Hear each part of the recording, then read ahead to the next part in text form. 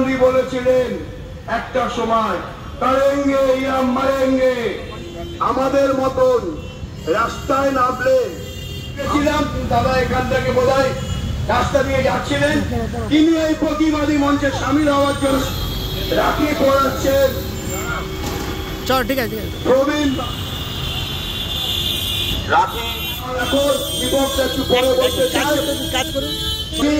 বার্তা খুব স্পষ্ট যে ঘৃণ্য অপরাধ ঘটে গেল পশ্চিমবঙ্গের বুকে, জাস্টিস পাক। যারা খুন করেছেন, ধর্ষণ করেছেন, তাদেরকে ফাঁসির মঞ্চে ঝোলাতে হবে। এটা বাংলার প্রত্যেকটা মা বোনেরা দেখতে চাইছেন, ভারতবাসী সবাই দেখতে চাইছেন। রাহুল গান্ধী থেকে শুরু করে, প্রিয়াঙ্কা গান্ধী থেকে শুরু করে, অধীর চৌধুরী সবাই প্রতিবাদ করেছেন। কংগ্রেস মনে করে এই ঘৃণ্য অপরাধ বন্ধ করতে হবে এবং যারা যারা এখনও প্রশ্রয় আশ্রয় দিতে চেষ্টা করছেন, লালন পালন করে প্রশাসনকে ভুল পথে পরিচালনা করছেন, পশ্চিমবঙ্গে লাঠি দিয়ে মারছেন, বিভিন্ন যারা প্রতিবাদীরা রয়েছেন তাদেরকে বলবো সাবধান হন এবং এই রাখি ভ্রাতৃত্বের প্রতীক, শক্তির প্রতীক।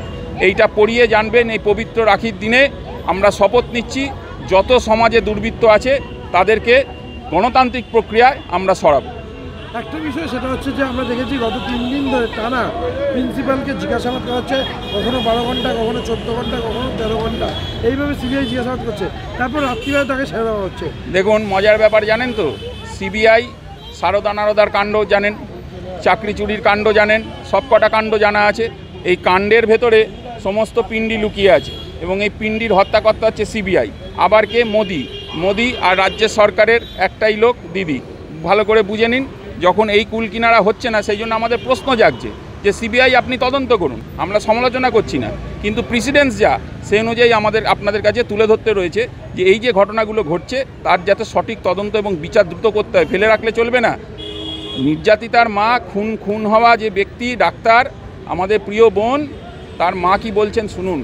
এইগুলো যদি সিবিআইয়ের কানে না যায়, রাজ্য সরকারের কানে না যায়, আর লোকজনকে এখন পাড়ায় পাড়ায় তলব করছে, আপনাদের জানিয়ে রাখি এখান থেকে আমরা সুকেন্দু শেখর রায়ের বাড়ি যাব রাখি পড়াতে।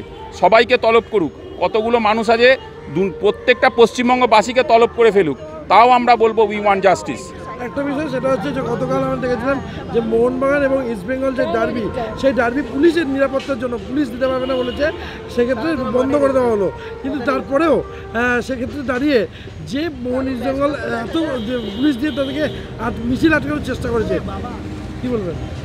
না, মিছিল আটকানোর চেষ্টা করুক আর না করে থাকুক, মিছিল যারা করেছে তারা অন্যায় বিরুদ্ধে প্রতিবাদ করেছে, তাদেরকে তো এইভাবে আটকানোর কোনো প্রয়োজনীয়তা নেই। আজকে আপনারা প্রেস মিডিয়া, আপনাদের যদি বিভিন্ন জায়গায় আটকানো হয়, সাধারণ মানুষ যারা প্রতিবাদ করবে তাদের বিরুদ্ধে কেস চাপানো হয়, এটা তো অন্যায় বিরুদ্ধে প্রতিবাদ হচ্ছে।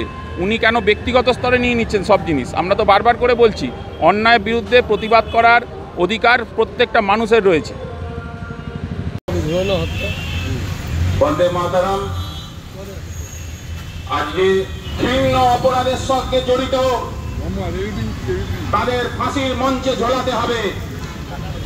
প্রত্যেকটা মা বোনেরা যেভাবে গর্জে উঠেছেন, ঠিক আছে বাংলা